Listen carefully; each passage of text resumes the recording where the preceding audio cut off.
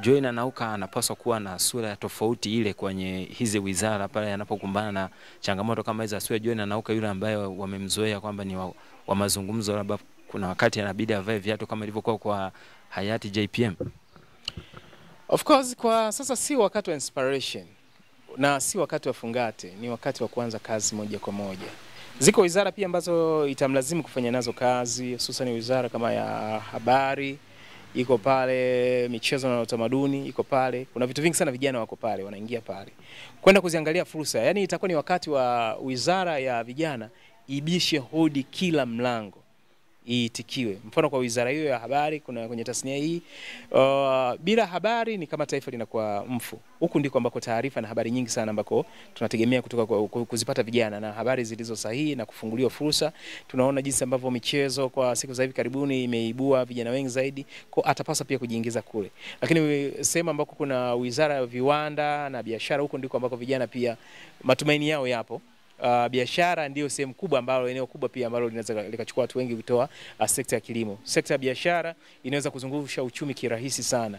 Sekta hiyo inafuatiwa pia na viwanda. Viwanda na biashara, kwenye viwanda kwenye awamu iliyopita kulikuwa pia na vipingamizi vingi sana. Milango mingi sana ilipobishiwa hodi haikufunguliwa. Kulikuwa na vikwazo vingi sana. Ziko taasisi nyingi sana ambazo ziko kwenye wizara ya biashara pamoja na viwanda, ambazo zinaweka ukingamo, vinaweka vizuizi kwa vijana wengi kwenda kufikia kile ambacho nakitaka. Kwa hiyo itakuwa ni wakati wa kupitia hiyo wizara hiyo na waziri na serikali kwa jumla kwenda kukaa chini. Kila wizara iambiwe vijana wataingia wapi, irahisishe na kufungua milango. Lakini mwavuli wa kuwabeba vijana kuingiza kwenye wizara zote hizo iwe wizara ya vijana, ambayo ni wizara maalum kabisa kwa ajili, kwa sababu ni na wenyewe wameweka kabisa ni wizara ya maendeleo ya vijana. Lazima kuwa na ustawi na ukuaji wa vijana wanaendelea.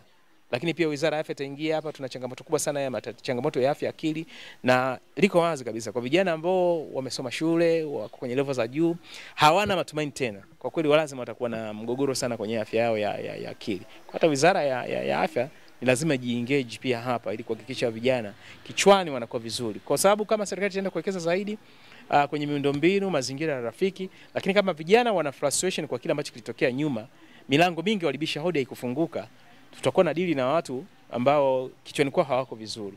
Utakuwa unalalamikia kila siku, utapeleka mradi huu, utapeleka jambo hili, hata respond kwa sababu wana frustration na kile ambacho kilitokea. Matumaini walikuwa nao yamepotea. Kwa ni wizara na ni wakati wa kuleta matumaini mapya kabisa.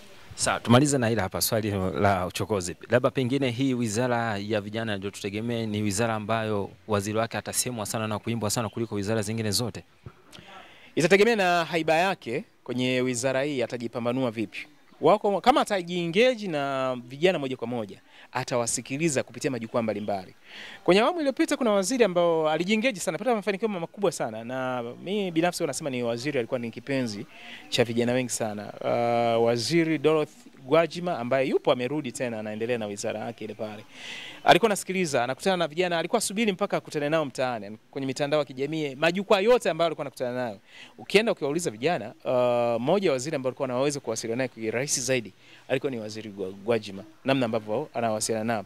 Itakuwa ni mtihani wake mwingine wa kuengage na vijana. Kama atafanikiwa, basi atakuwa ni waziri ambaye ataimbwa sana sana sana. Atakuwa miongoni mwa waziri ambao ataimbwa sana kama atatikiu na kuzisikia sauti. Awe humble, unyenyekevu. Vijana pia wanataka, mbali na kwamba utawaelimisha, utawaelewesha, wanataka mtu mnyenyekevu, anazungumza kwa lugha ambao wanamuelewa. Ukija kwenye kila jambo na ukawa hauwezi kuchagua maneno ya kutumia, ukatemu vijana ni wavivu, walalamishi, hapo utakuwa umewasha moto mwingine kabisa. Ni vijana ambao pengine wana frustration zao, ni vijana ambao ni kuna kundi la wasomi, educated, lakini wapo ambao ni vijana wa kawaida kabisa wako chini na bado wana matumaini, na wanapoona wenzao ambao wameenda shule mpaka level za juu, hakuna jipya kwao linaloendelea, na wenyewe wanavunjika moyo na kukata tamaa sana. Kwa ni kitu ambacho pia tunakitegemea. Kama ataimbwa ni vile tu yeye mwenyewe atachagua njia sahihi ya wasilishaji wake, lakini namna ya kufungua milango na kuzungumza naye itakuwa ni jambo zuri. Kila laheri kwa Mr. Joy Nanauka. Sawa, shukrani sana. Asante sana.